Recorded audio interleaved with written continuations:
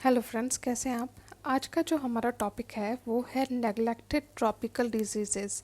ये वो डिजीज़ हैं जो मोस्टली ट्रॉपिकल रीजन में पाया जाता है, एशिया और अफ्रीका जैसे कंट्रीज़ में।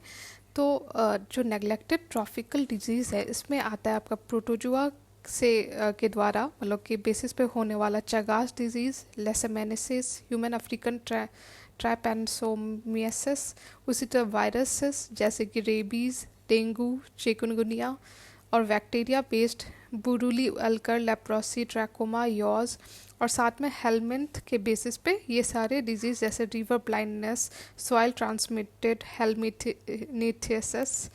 लेकिन अगर बात है कि नेग्लेक्टेड ट्रॉपिकल डिजीज़ पे जो एक मेजर प्रॉब्लम है कि इस पे एडिक्वेट रिसर्च नहीं किया जाता।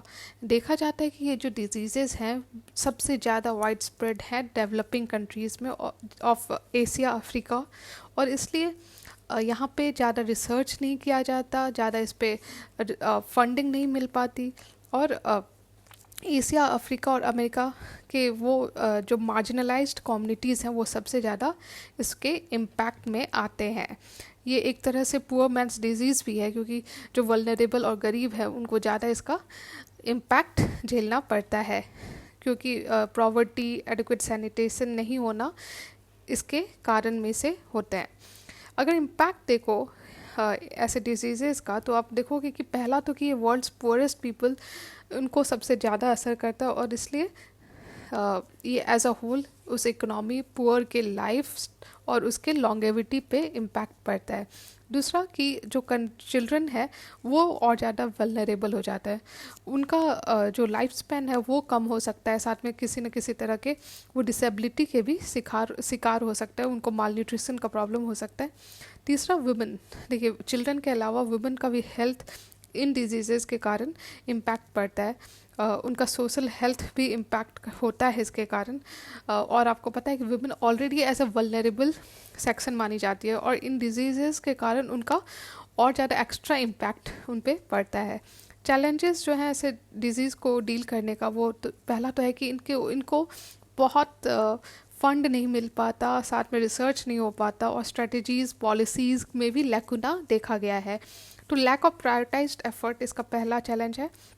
दूसरा है कि जो ट्रीटमेंट है वो टाइमली अवेलेबल नहीं होता, कई बार जो एडिक्वेट ट्रीटमेंट है वो नहीं होता, कई बार ऐसे रीजन्स में होता है या फार फ्लंग रीजन में होता है जहाँ पे जो सही मेडिकल ट्रीटमेंट है वो टाइमली नहीं पहुँच पाता। तीसरा है कि सोशल स्टिग्मा, कई सारे ऐसे डिजीज़ हैं जिससे सोशल स्टिग्मा अटैच करते हैं लोग, और इसके कारण इन डिजीज़ से सफ़र करने वाले लोगों के साथ उल्टे और डिस्क्रिमिनेशन होता है जबकि उनको हेल्प की ज़रूरत होती है। वे फॉरवर्ड में यही बात है कि हमें public private partnership, community mobilisation और रिसोर्स मोबिलाइजेशन पे ध्यान दे के इस पे काम करना चाहिए। साथ में कुछ ऐसे भी डिजीज़ेस हैं जिसका पहले से उन पे सर्विलेंस या उनका मॉनिटर करना ज़रूरी है ताकि वो ज़्यादा स्प्रेड ही ना हो पाए। उसी तरह मीडिया या अवेयरनेस, देखिए कम्युनिटी पार्टिसिपेशन जो है वो किसी भी पब्लिक या गवर्नमेंट के स्टेप का इम्पॉर्टेंट पार्ट है। फिर जो स्टेक होल्डर्स हैं उनको इन्वॉल्व करके, और जो अलग अलग कम्युनिटी के लीडर्स होते हैं उनको इन्वॉल्व करके, रिलीजियस लीडर्स को इन्वॉल्व करके हम इस डायरेक्शन में स्टेप्स ले सकते हैं।